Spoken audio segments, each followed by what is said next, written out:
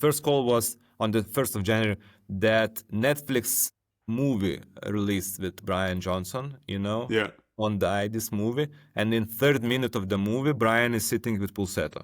So this was the first call. I said, okay, it's a surprise for me because I never thought about it. We spoke with Brian, but he never mentioned that, they will show us, and etc.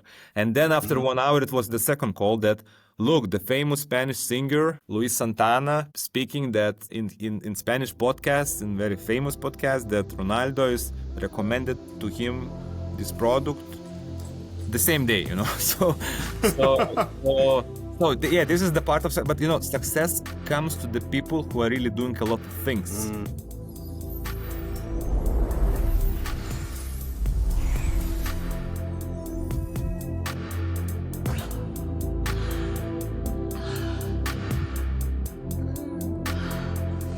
Welcome to the ReeThink Podcast. Today I have another interview guest with me, Vitalijus, the founder of Pulsetto, a really successful company that creates a device that stimulates your vagus nerve. Welcome, Vitalijus. Hi, nice to speak with you. Yeah, maybe can you briefly introduce yourself so the audience have an idea who you are and what Pulsetto does? Yeah, so I'm founder from Lithuania, from Europe, and I have co-founder also. All founding team is from Lithuania. The main business is in US. We are doing like a 70% of revenue. Basically, from one side, I'm a business person because I spent like 15 years in turnaround management and change management in corporative life, And then 5 years ago, I started to make my own business and made several failures, few bankrupts, but 4 years ago, we started with Pulsetto, and now it's really scaling a lot. So Pulsetto is like a wearable device. It's a hardware. It's a wearable which you're putting on the neck. Yeah, you have the version 1. We have already the version 2. It's creating electric signals connected with the app, by the way. It's creating electric signal, and this electric signal goes under the muscle to the nerve level and activates the vagus nerve, which is responsible for rest and digest system. We have, as the human beings, we have fight and flight and rest and digest mode. So in other words, it's helping you to relax, to reduce the stress, to build the stress resilience. So this is what we are doing, like a health and wellness tech gadget, and yeah, this is our business. Great stuff. How did you and Povilas decided to found this company? What made you say, okay, we have to create a gadget that stimulates the vagus nerve? So yeah, both of us, we have like a personal stories and personal reasons, let's say. But basically, my wife, she has like a very strong type of migraine. The name of this is cluster head pain. It's like, I don't know, 10x migraine. It's like a 10 times stronger. It's Wow. not appearing so often like migraine, but it's appearing like a once per year during the night. But those events of pain is very big, very strong, and that the name of this pain is suicidal pain, because on those days you're feeling that somebody's like cutting your head, and etc. So of course, when you see your, let's say, most important person in your life that she's so struggling and you cannot help, because we try a lot of things, basically there are no like a super treatment for this very rare disease. So we try like oxygen therapy, bunch of other tools, drugs, and etc. But then, like 5-6 years ago, I read several studies about vagus nerve stimulation and possible treatment of migraine and cluster head pain. So this is how we dig deeper. I never heard about the vagus nerve before, and then realized that it's a quite. There are quite a lot of studies about this topic. So it's very related with stress resilience, but it's also related with the inflammation pathways, and that's why it's good for the migraine also. And of course, then later I asked myself who's the best in the Baltics in this field, and this is how I researched Povilas, my co-founder. At that moment, Povilas worked with implantable vagus nerve stimulators. Not only, he worked with Livanova, a very big company in US. He worked with implantable spinal cord stimulators, implantable deep brain stimulators, and vagus nerve stimulators. And we met, and we saw the gap at that moment. When we met, it was like only several non-invasive not implantable devices.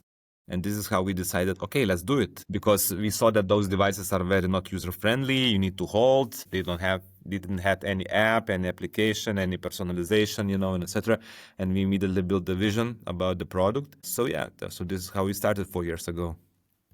That's crazy. What a story. And also, just to make the decision, okay, we're creating that right now because nobody is like actually tackling it in a way. Because I learned the technology of vagus nerve stimulation is 30 years old, right? Is that true? Yeah, so approximately 20 years ago, it was like a first implants, vagus nerve stimulation implants, and there are like 300,000 people with those implants in the world. And those vagus nerve implants, they're also implanting the like a stimulator physically under the skin near the neck region. It's one of the best treatment of epilepsy. So originally this was like an epilepsy treatment, and then they started to analyze those epilepsy patients who have implants, and then they saw that they have lower depression levels, and then they started to dig deeper, why it is, and then they realized that vagus nerve is the main pathway of this parasympathetic distress and digest mode. So now there are a bunch of studies, but the origin is from epilepsy, and basically they had started to analyze that it's relaxing, that it's creating like a acetylcholine, which is very important inflammation pathway point, and that's why it's good also for the migraine and other conditions. And now, for example, the vagus nerve is already, there are some implants for treating arthritis as stimulation, also very strong inflammation-related disease, let's say. There are already proofs about migraine treatment, about cluster head pain treatment, asthma treatment. So quite universal stuff, but this is one of the, let's say, most important nerves in our body. So that's why it has such a big, let's say, universality and universal application. So it's almost a side effect of the treatment that one realize, okay, vagus nerve stimulation has an impact on mental health. Yeah. That's so interesting that this was found out by a side, like something treating something totally different, and the outcome was like, exactly. Hey, yeah. Because even now, for example, we are doing a lot of studies, more and more those studies. In the beginning, we didn't have money for that, but now we have already a team, and etc. So, for example, you need to understand that the uniqueness of the nerve is that it has branches. It starts in the brain, and then it goes, till the gut. Basically, it connects, by the way, gut and the brain. So, and the uniqueness of the nerve is that it has branches in every organ. It's one of the only few nerves who has like a branches in every organ, like liver, heart, and etc. Yeah. So the brain communicates through the nerve to the neurons with this. So, for example, now there is a lot of studies about IBS and vagus nerve stimulation, because then you have like a lost connection between the brain and the gut, and then you have like IBS. Then there are studies about blood pressure regulation with the vagus nerve stimulation, and we made already one study with it. It's very interesting topic. Blood pressure is very, very big topic, and there are a lot of let's say it's very complex topic. A lot of things under blood pressure. But I mean, basically, when you're activating the nerve, you're switching this rest and digest. So you're giving signal to relax. Just to release the bile, to drop the blood pressure, to drop the tension on the muscle side, to decrease the heart rate. So everything, it's to spread the vessels. That's why migraine. That's why it's good. Yes. So this really, the universality of the nerve is very logical, and etc. Because of his, let's say, his existence in the body, and then on all those branches which every organ has of those nerve fibers. And is there a reason that it was at first like invasive and now the solution you have is non-invasive? Is there a difference in terms of how much you can stimulate, or?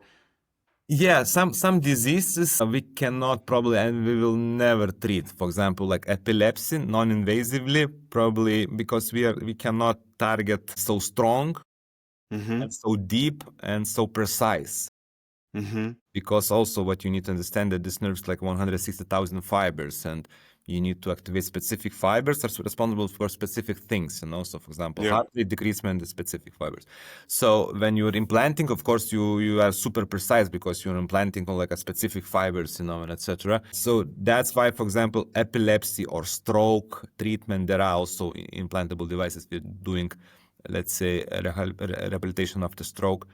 Probably the non-invasive method will not do.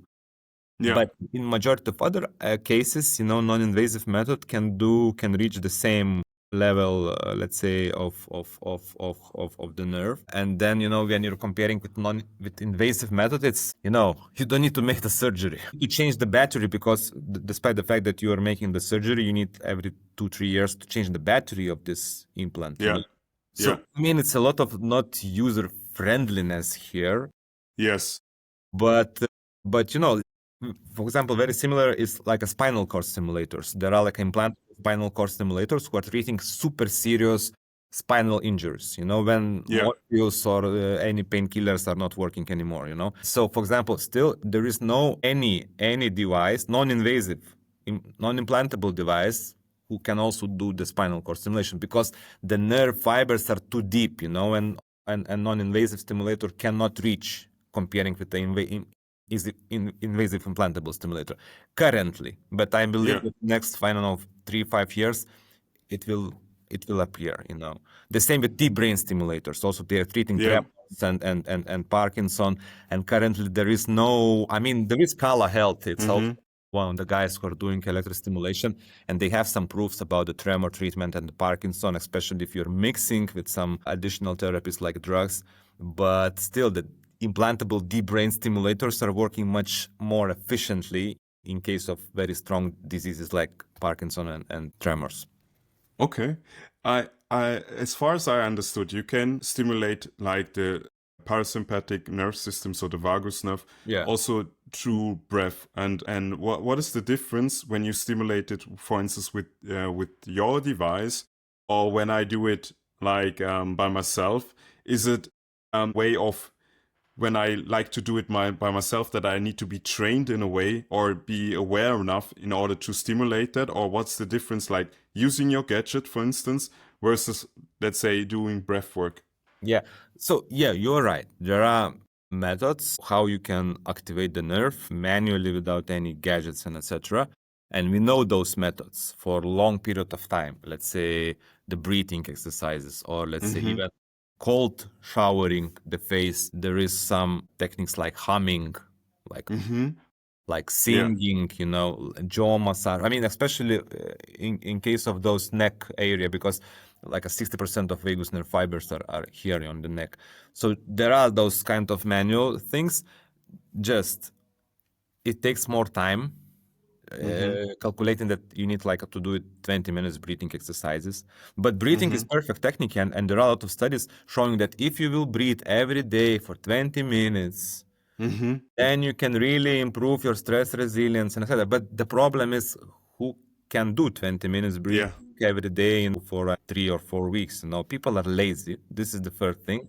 So electricity is much faster. It takes like 5 minutes for us to activate the nerve, and you can multitask. You don't need to be in, I don't know, in silent room. You can be in airport. You can be in the meeting. You can do other stuff. And etc. And secondly, we are targeting a little bit more precise. We are not super precise like implantable devices, but we can activate specific vagus nerve fibers, not generically. Sorry, not generic fibers and etc. Somehow it's automatic. It's automatic. Sorry. So so that's why, for example, that's why probably next year we'll get medical device status for migraine treatment, because yeah, with some specific electric signal parameters, we can tackle specific fibers of the migraine. And to be honest, with breathing exercises to decrease the migraine, it's already hard because you are not so super precise on which fibers you're activating when you're doing these generic breathing exercises. So there are some differences, let's say. Okay. What I ask myself, because I mean, one of the reasons that your device is so popular is that we are, let's say, stressed, like really stressed, and depression is surging, mental health is on a decline. And what I ask myself, and I have a thesis around that, but I want to hear your take on it, is how much is like lifestyle related, and what do you think is the root cause that we live in a society, in particular the Western world, where we are like chronically stressed and we have all these symptoms, so we are now seeking wellness solutions such a like a Pulsetto in order like to have like a normal life in a sense. Yeah, but it's also question I read. It was very big study 70 years ago, and guess how much averagely people had sleep. Let's say 70 years ago, it was a big study, 3 million participants, etc. Mm-hmm. Just your guess, how much hours they had of sleep? I would say six, Around 8. It was 70 8, years ago, yeah. And now 70 years. now now we have 6.8 hours Wow. averagely. Yeah. Averagely, like 3 years ago, they made very similar equivalent of the study. There are like regions like Japan with super workaholic cultures, except Okinawa, those blue zones, and etc. So, I mean, in 70 years, despite the Mm-hmm. fact that there are a lot of supplements, a lot of apps, a lot of people who are talking about importance of sleep, and etc., the drop is more than 1 hour. Yeah. So the same with stress, we have a bunch of content, bunch of tools, bunch of things, but still the technology, the tempo, it's creating bigger negative effect. And that's why I'm not talking about those global stressful situations, Yeah. wars or COVID or Yeah. pandemic, whatever. Of course, they are also always somewhere, us, somewhere near, us. But in general, I mean, because of tempo, technology, and this tempo is increasing even more, and you are comparing yourself always, yeah, especially if you are a heavy Instagram user, you're comparing, you're seeing that others are living a better life, it's also creating some pressure for you.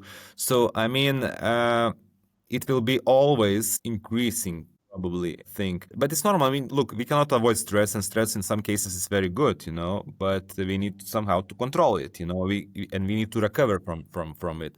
We cannot avoid, but we need to handle it, That's why this term of stress resilience, it's now like a Mm-hmm. science.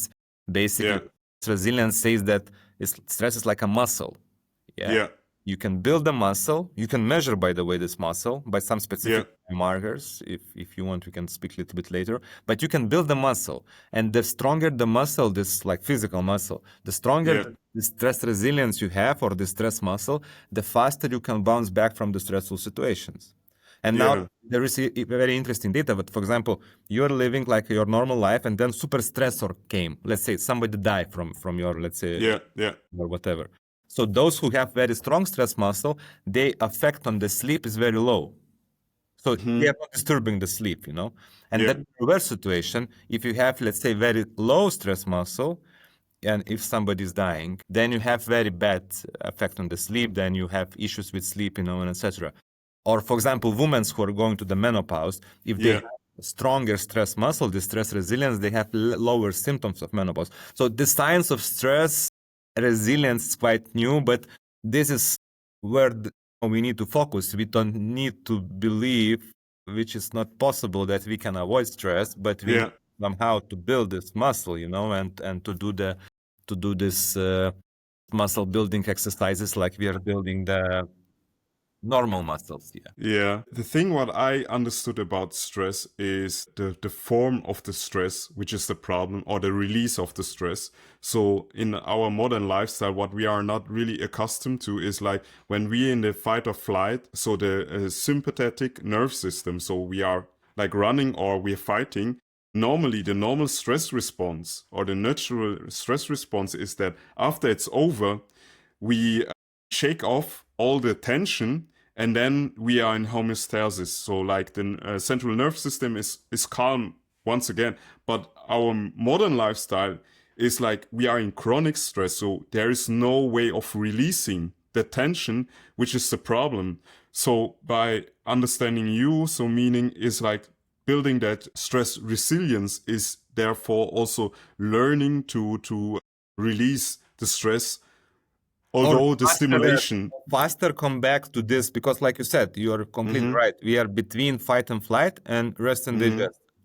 Daily level n times, hundred of, previously our like old people, they had like running from the tiger. They was in fight and flight. Yeah. They run from the tiger, and then the majority of time they spent on the rest and digest. Yeah, but now because we have a lot of triggers, Mm-hmm. somebody wrote me bad SMS or Mm-hmm. bad message on Instagram. I'm driving. Somebody made some crazy driving maneuver. I mean, we have a lot of triggers, yeah, and those Mm-hmm. triggers allowing us badly. I mean, I'm saying allowing us to switch to this fight and flight 20, 50 times per day. And then we cannot come back quickly. Mm-hmm. If you have stress resilience, if you have this stress muscle, you can come back very quickly. It means that you can be in this fight and flight, because this is also good state. Yeah, in fight and Yeah. flight, it's like your muscles, your adrenaline, everything is going up, and it's very good, especially for example, basketball players or whatever. Before the game, they want to be in the fight and flight. They don't want to be in Yes. rest and digest. They want to be prepared, to fight and to win, and etc. But you need to bounce back. You want to go Okay. faster back. And this stress muscle, or this, let's say, level of your vagus nerve tone is the one of the main things, capable to bounce back, faster. Yeah. So it's really, as you said, like it's important not to avoid stress. It's more the management coming back from stress. And Exactly. it's also it can be a good thing to seek stress in certain situations, but it's important to understand how to let go, how to release it.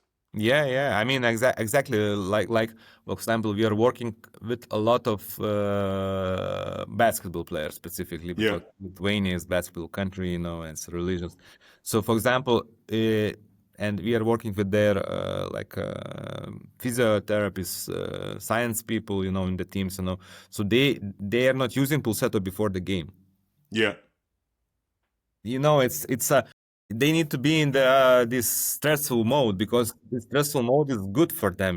But Yeah. after the game, Yeah. typical basketball player, he's going 3 a.m. to sleep, especially if the game is in the evening, Wow. because before the game they're like taking 2 cups of coffee, yeah, because Wow. energy and caffeine, etc. After the game, because the body is really like a tension, and a lot of mini injuries and etc. Then scrolling and looking the highlights, the social Yeah. media, and a lot of people, by the way, they using alcohol as a tool to relax. Yeah, still Wow.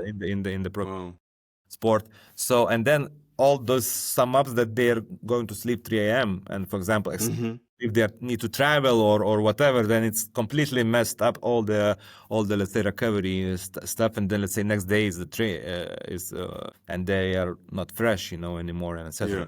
Those guys with whom we are working, they are using Pulsetto after the game, Mm-hmm. before.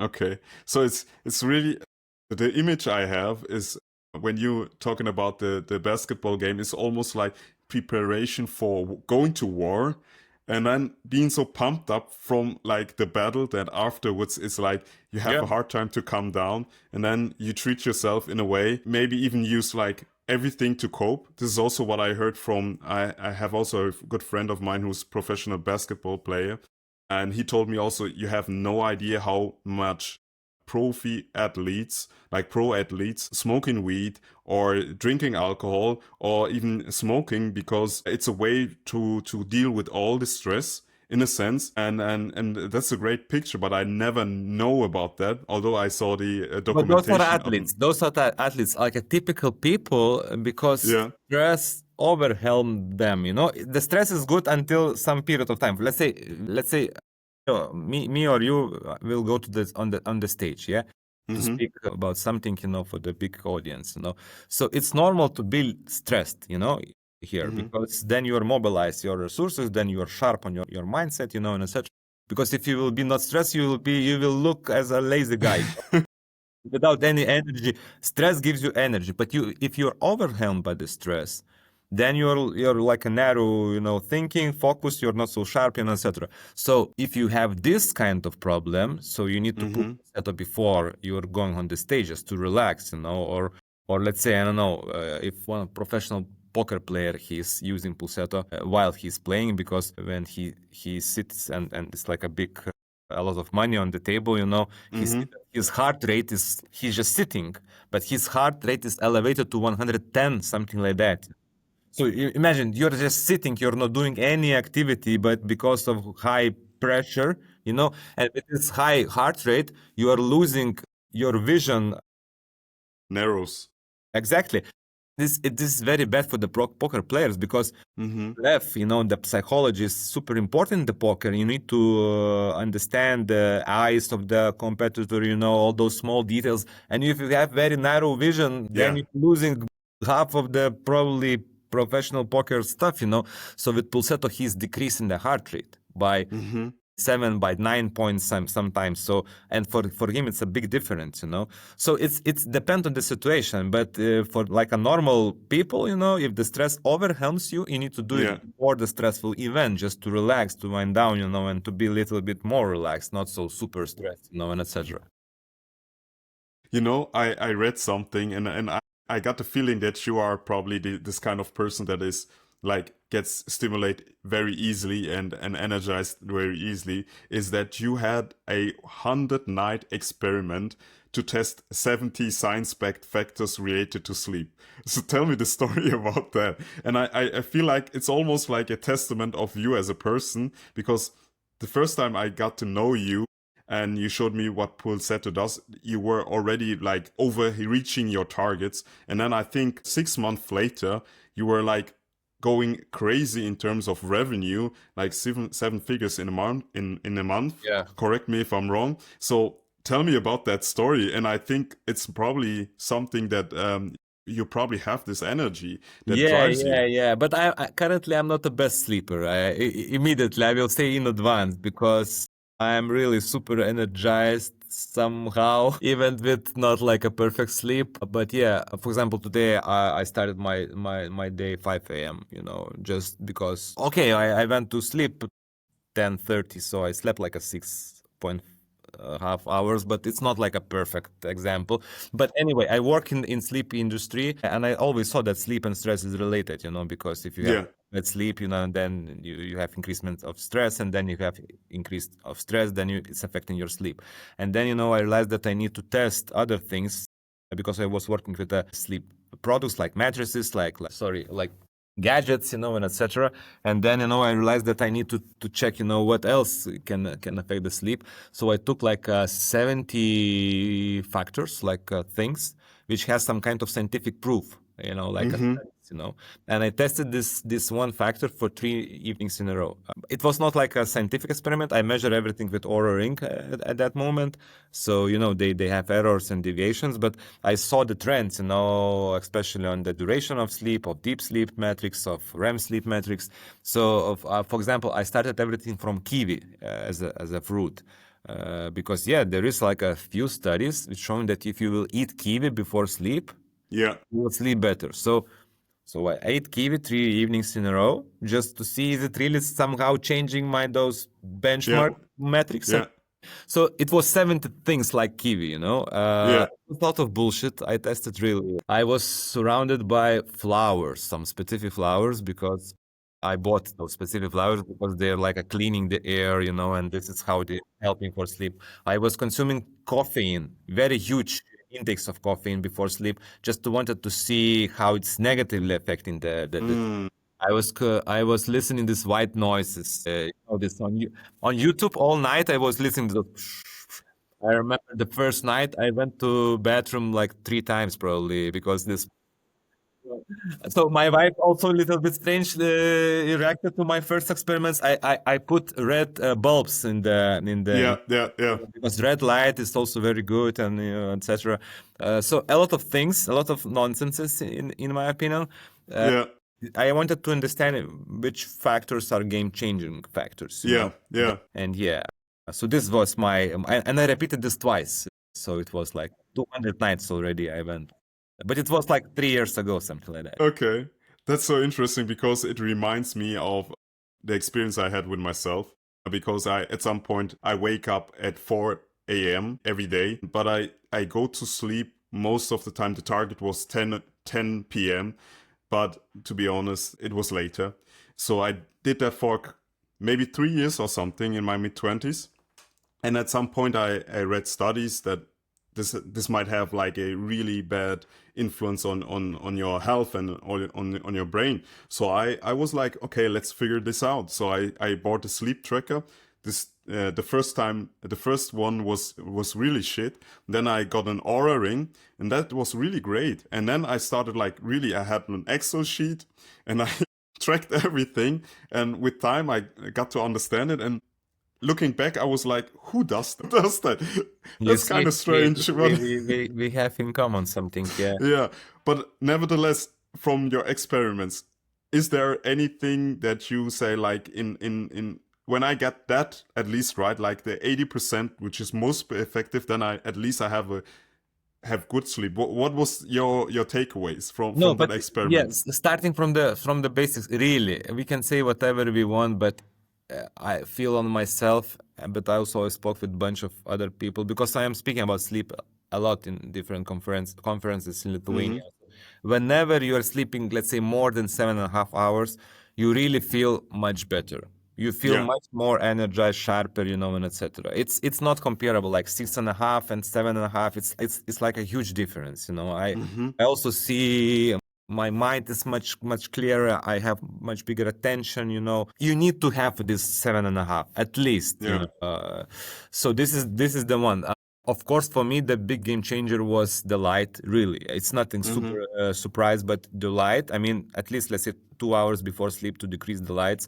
We have Yeah. tradition with my wife that on winter time, because it's very dark outside, we are cutting off all the lights, and we have this. We have like candles, and etc. Yeah. TV, by the way, can go because TV is very far away from the eyes, and it's not creating a lot of lux. Lux is the metric of the light, and etc. Yeah. So the light is super important. One very good comment about the light and the blue light decreasement. For example, I was eating pistachios, like these nuts. Yeah, there is also, you can find some in Google or whatever, that pistachios have melatonin and it's very good for the sleep. And I measure that I need to eat 400 grams of pistachios, 400, which is unrealistic and impossible. Yeah, in Yeah. order that you will generate like 25% of melatonin, which you can generate organically. Yeah. Yeah. Yeah. Well, for example, 2 hours before sleep to cut the lights makes bigger effect on melatonin than 400 grams of pistachios. So that's why when I tested those 70 things, I wanted to search those game changers. Yeah. Yes. All due Yes. respect to the pistachios or kiwis or whatever plants or whatever. I mean, they will not change your sleep issues or problems. They can be Yeah. like good package stuff, but it's not a game changer. So the light is really game changer. Yeah. Stuff. Then of course coffeine and alcohol, those are bad things dramatically. Yeah. Especially if I made the genetic test, so I have this better absorption of the caffeine, but still I am really trying to control it even more. So it's a big disaster, especially for the deep sleep. Let's say Yeah. caffeine. It's crazy that you mentioned that because I have also a DNA test and I'm like very sensitive to caffeine, so I stopped it totally. And then at some point I was like, okay, I was like 2 months without caffeine, and I was like, for a pre-workout, I thought, okay, let's treat myself, use some pre-workout, and it was 8 in the morning, and I couldn't sleep till 4 a.m. the next day because I was so sensitive. And now with getting rid of all my caffeine sensitivity, I realize how much it has an impact on myself, who's even more sensitive. Yeah. I mean, for example, I just spent like 10 days in Tokyo, in Japan. And in Tokyo, what I like very much that they're selling a lot like a cold green tea in the bottles. 0 calories. Because, for example, in Europe, for me, it's very strange. I cannot find this kind of like just a green tea without any sugars, not like Nestea, whatever. Yeah. They're selling much more than Coca-Cola. The Coca-Cola it's like in the restaurant, when you're asking like a cola, they don't have, they have, but they have green tea. And then I consume a lot of those green tea. And then I realized that I'm consuming much less coffee, Yeah. Cola Zero or whatever, Yeah. Yeah. I mean, I was like drinking water and this green tea. Yeah, in the green tea you also have caffeine, but it's much lower amounts. Plus they have L-theanine. And what I realized that I'm sleeping much better, and probably it's because of this relationship. Because I was completely not consuming coffee, because there is like a lot of vending machines in a lot of those 7-Elevens, and as alternative for the water, you just can buy like a cold or warm green tea, and etc. So those 10 days was quite nice, for the sleeping, despite the fact that it was like a jet lag, and etc. But still, I relate it with coffee. Okay, great.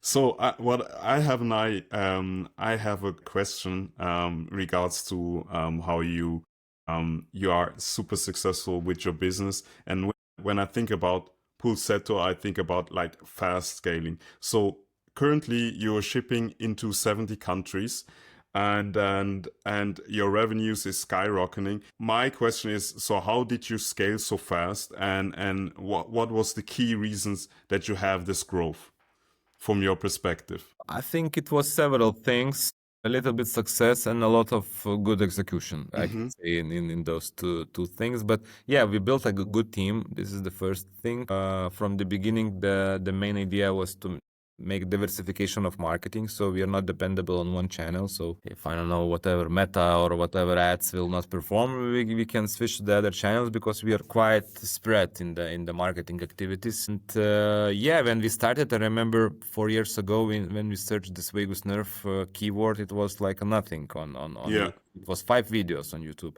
Now every Wow. day hundreds of video coming about vagus nerve, and like you said, a lot of like breathing exercises, vagus nerve, cold shower. Now everybody is talking about vagus nerve from the different perspectives, but in general, the Google search and etc. about this topic is increased a lot, So and we became the number one in this topic. So of course, a lot of people who are searching about the vagus nerve, they're coming to us. So we have quite strong organic part of the sales, quite strong brand sales. And yeah, and some kind of accident success also was happened. For example, Brian Johnson, he accidentally bought from Indiegogo. It was like a Kickstarter type of campaign, and he bought like a product. He started to make videos, and my friend started to, reach me that, look, Brian is making like a free videos for you, and etc. So it was like also quite a big booster of, especially of those biohackers who are following him, and etc. But then, of course, a lot of our execution, a lot of things, happened, and we are very good on execution. This is the big part, but we are working a lot. But also the team is very, very, very strong. Now we have 69 people already, so it's not anymore me or Povilas. Now the question is how those people will be motivated to perform, to every day to go to this extra mile, to make this, to keep this hustle mentality which we have as the founders. But if, let's say, employees will not have this hustle mentality, and etc., of course, the company will not develop so fast, etc. So this is now a little bit different level of the stage of the company. Okay. Okay.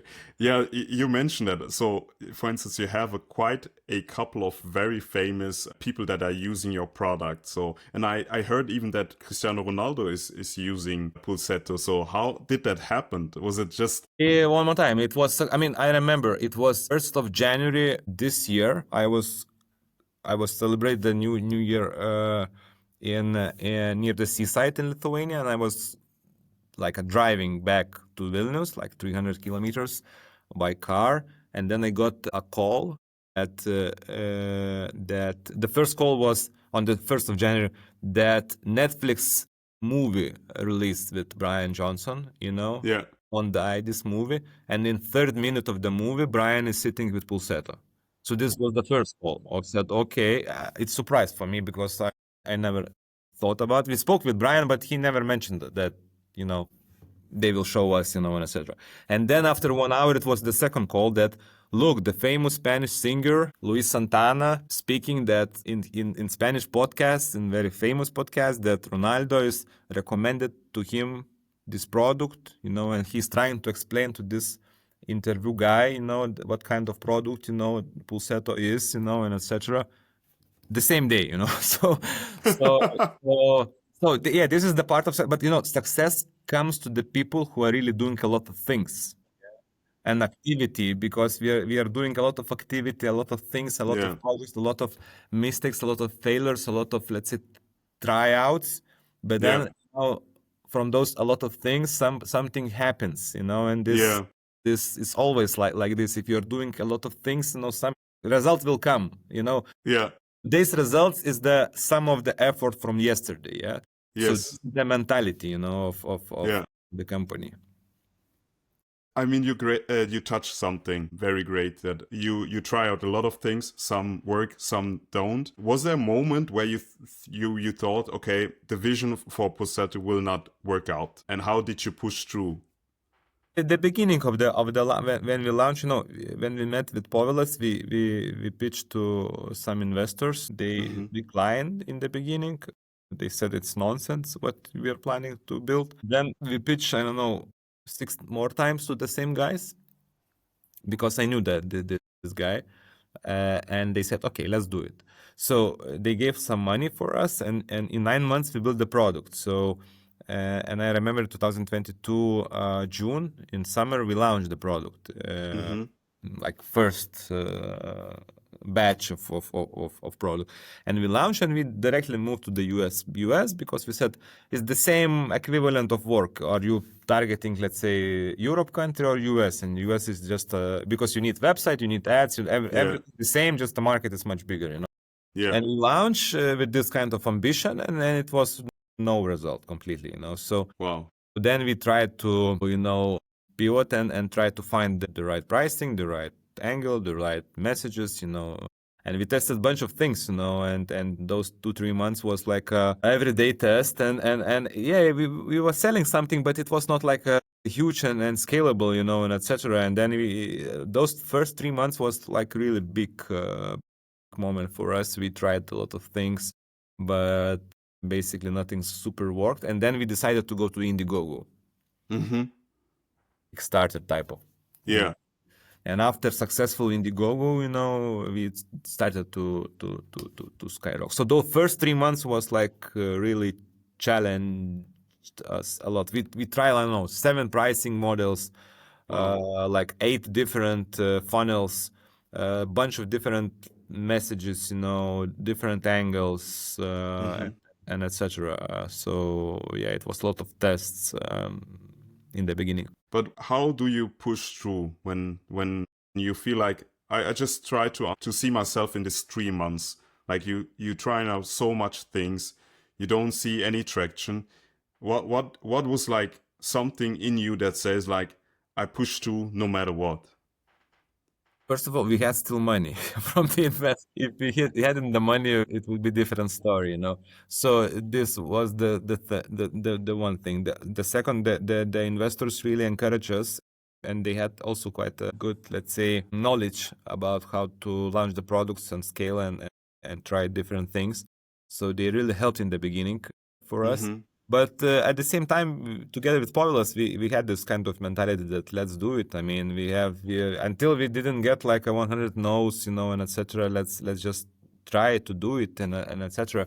And still, for example, I have the same mentality. I have this rule of 11. I don't know, it's a strange rule, but for example, whenever I have some kind of challenge, like whatever, like I don't know the answer, yeah, or what. I'm doing brainstorm with myself, and I'm listing all possible ideas how I can, and then one idea I'm trying to do 11 times, like whatever. I need to find a guy who knows, maybe who can advise how to do it. I'm trying to write to 11 guys, Somehow 11 for me is this number. I don't know. It's just.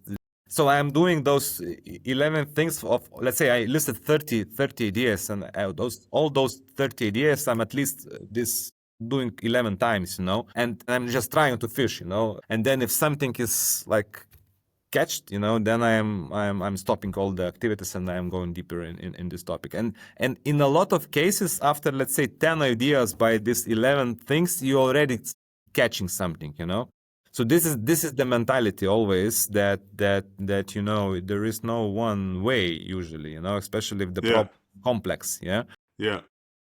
to try a lot of things, So, and success, especially with the complex problems, it's not like a from A to B. It's Yes. like a direct line. It's a zigzag, you know. So Yeah.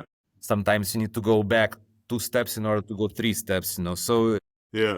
with fundraising, it's the same, you know. In the Yeah. beginning, to get the fundraising, we tested. I don't know. We tested a bunch of things, you know. We went to accelerators. We went to a bunch of pitch those battles. We went to, I don't know. I mean, it was a lot of things, you know, what we try and etc. When we learn, you know, how to do it, you know.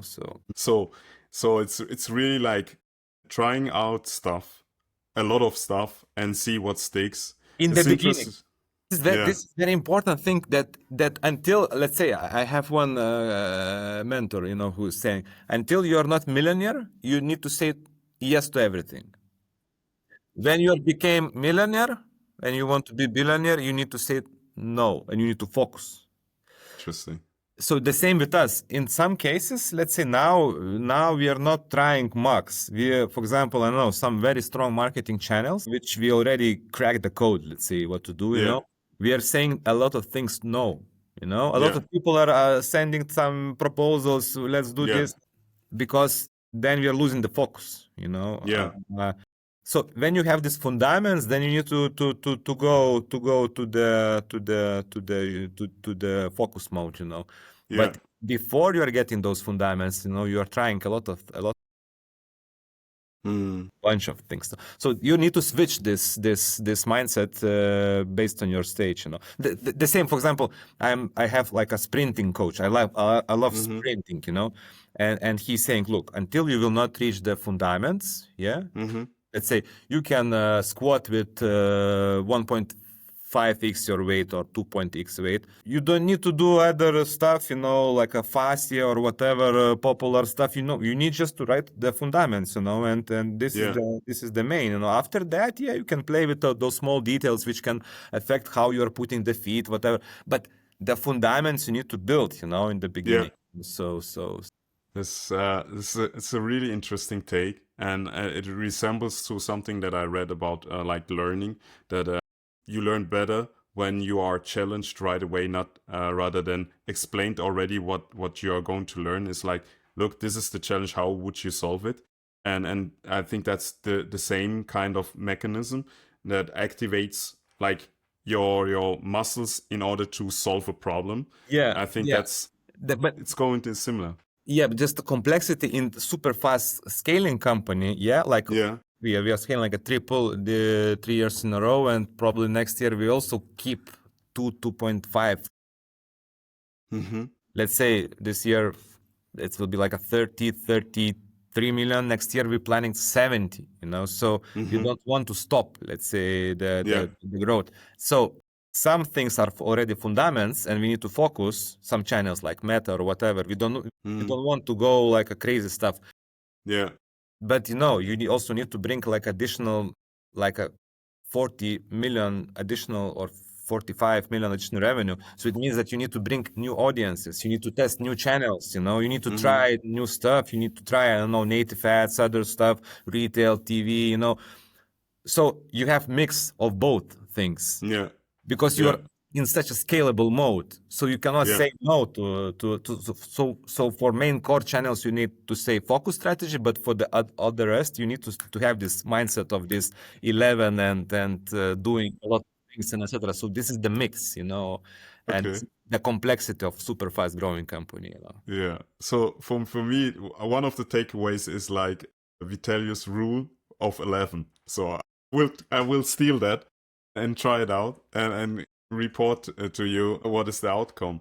Nevertheless, what I want to touch as well before we close up, because we are approaching 1 hour, is you are also, you mentioned in the beginning, you have a companion app that works in tandem with the gadget. And now you're introducing a combination or integration with the Apple Watch and also with the Aura device. So what is it about HRV as a metric that measures your impact with Pulsetto, and why you are integrating that into your application?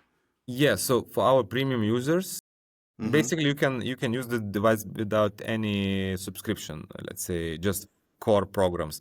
But those premium users who are paying like additional money per month, they are getting one of the features, they're getting this API with integration. So it means that now we integrated 10 wearable devices already. So Whoop, Aura, Apple, Garmin, and other devices. So we can extract the data from those devices like heart rate variability, and we are showing how this data is changing before the stimulations. Now we were playing more and more, and we already launched the AI chat, and you can discuss with him about your stimulations, what to do, and etc. But at the same time, he's gathering information, your like historic sessions of stimulation plus your wearable device data, and probably next year we will launch the personal protocols that based specifically for you. And why we did this? Because let's say clinically when we are doing the studies, and for example, one clinical study which allow us to go to the medical device. We did it already. It took us like 1.5 years. We measure cortisol level in the hair sample. And we show that if Pulsetto, you're using Pulsetto like 2 weeks constantly, like daily, 10 minutes per day, you are decreasing cortisol in hair sample by 40%. You cannot manipulate the in-hair sample, but you can manipulate saliva or blood cortisol level because in the morning it's spiking, in the evening it's decreasing, but in here it's encoded for the longer period of time. But the problem with those clinical, in other study, for example, we are measuring alpha brain waves. It's also related with stress. In other study, we are measuring acetylcholine, which is the inflammation pad. But the problem that typical user cannot measure daily those kind of things. Yeah. It's just a clinically, you need laboratory and etc. What can user measure? They can measure those things what they're wearing, sleep, stress scores, heart rate variability. So that's why we did the integration, despite the fact that it's not like a super precise data, and let's say different devices are tracking very differently. Let's say heart rate variability. Apple Watch, for example, is tracking totally different from Aura or whatever. We understand that we need to do this for the typical user, for the wellness user, not, so that's why. Can we affect heart rate variability? Yes, but it's very complex metric. It's dependent on things like alcohol consumption, sleep, some genetics also, and etc. We can more affect heart rate. We can affect quite significantly sleep latency. We show this. We took even Aura users, 7,000 Aura users who connected the device, and we showed that if they're using device before sleep, the awake time is decreasing by 4 minutes per night, which is like additional 2 hours of sleep per month. Wow. Because of latency, they're going faster to the sleep, and they're awake during the night. It's slower because it's decreasing the stress, and they're faster wind down and relax. So with this kind of things, we can be more directly impactful comparing with the HRV. But HRV, I mean, if you're using it for a longer period of time, HRV, the trend will increase because this is like one of the metrics of the muscle, the stress muscle. Just the stress muscle don't have one metric. It's a symbiosis between heart rate variability, and respiratory rate. Those 3 metrics basically, and this it's like I said, it's a combination of those 3 metrics. And that's why probably next year also we will launch like a neuro resilience index, which will be based on those several metrics as a one score, of your stress muscle, and etc. But HRV is a little bit more complex stuff. I need to no worries about that. I mean, you mentioned it that you are creating a medical grade version of Pulsetto. What is the biggest difference to operate like in a consumer product area versus like a medical regulated area? What? So regulation it will be the big difference, and but that's why we are creating like a separate SKU, separate unit. We want to separate those businesses. It's of course creating a lot of opportunities, but at the same time a lot of regulations. So for example, now we already have the resubmitted like FDA. We had like first conversations with them. We already created medical app. It's like a separate app for the future product. We already know what we need to change because there is more regulations about, it's more like a criteria. Let's say battery must be a little bit higher level, So it will be some kind of changes, but visually we want that the product will look quite similar.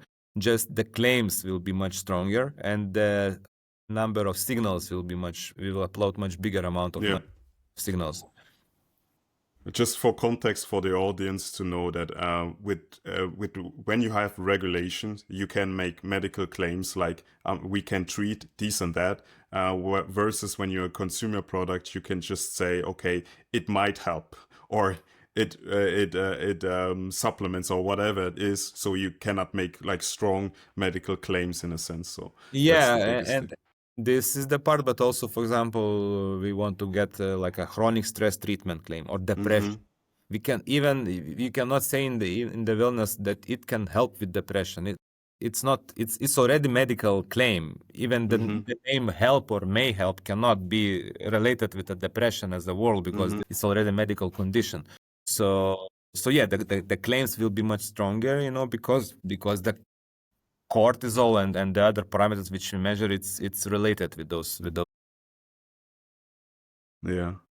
Awesome. So I have two more questions for you. One is, what is your vision with Pulsetto in 5 years? So where do you see Pulsetto in 5 years of time? I mean, you mentioned already what you are going to develop in terms of your app, the new index and stuff like that. But what is your vision 5 years from now with Pulsetto? We want to create like a closed loop system with those wearable devices. We believe that wearable devices will be everyday usage products like Aura, Whoop, and etc. But they are measuring stress. They are showing you that you have like a stress day. We are tool. So I think both together we can be this closed loop system that whenever you have like a stressful day, that you will get a notification or through Aura or through us that now you need to put Pulsetto. Mm-hmm. So you will recover faster. So this is the one part. But in general, we want to build around stress resilience even more products because stress is the muscle, like I'm said several times. Vagus nerve stimulation is part of it, but at the same time, you can build the stress muscle by other things like high intensive interval training, for example. Yeah. It's a very big stressful situation for the body, but it's also improves your stress resilience. The cold things, the sauna things, the fast, a lot of areas which are building also the stress resilience. Mm-hmm. Some specific nutrition things can also build stress resilience because I mean it's a deep topic. So we want to build more products around this topic, and we want to Yeah. be number one in the industry, like TerraBody became in recovery Yeah. number one, and now they have I'm done products about it.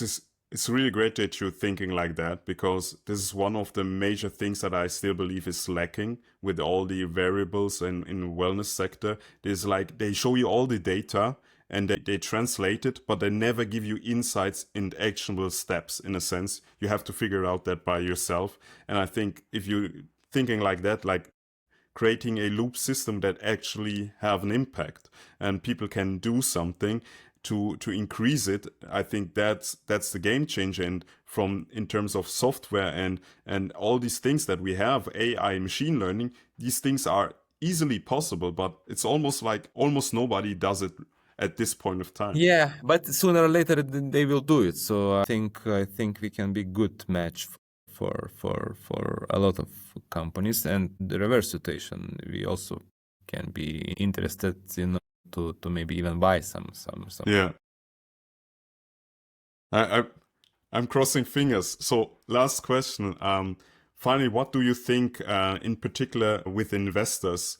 What do they still underestimate about the whole space that you are in? I think the medicine goes to home, and the prevention medicine becomes more popular because previously the prevention guys, let's say I knew the guys who made the glucose monitoring 24/7 5 years ago, and they were not successful because the timing was bad, because they thought that prevention medicine, those guys who don't have the glucose problems, they will buy, but those guys didn't care about glucose, Yeah. because the main target was those diabetics, the guys. But diabetics comparing with all population is like a smaller amount. But now, I mean, when we are looking more and more people are taking care preventively about your health. I think. And it will be like with supplements. I mean, I read study that 3 from 10, so 30% of people 5 years ago consume supplements daily, like vitamins, minerals. Now it was 7 from them. So 70% Yeah. of people are using supplements. It's like Mm-hmm. became like a norm. You can live Yeah. without omega-3, of course, but you need to eat like grass-fed Salmon. eggs, wild salmon. It's quite hard, to do it. So you need to consume in order to be optimized. Yeah. The Yeah. same will be with the gadgets. I believe that in 5-6 years, it will be a lot of people with Pulsetto, a lot of people with Neurolink, with other headbands, Aura rings, etc. It will become like a norm, like to eat, to have the supplements daily, and it will be like a part of your life, for the preventive medicine. Crazy. Yeah, great take. Thank you so much, Vitalijus, for your time. Thanks. It was Thanks. a pleasure speaking with you, and I wish you all the best. Thank you very much. It was very nice conversation. Thanks.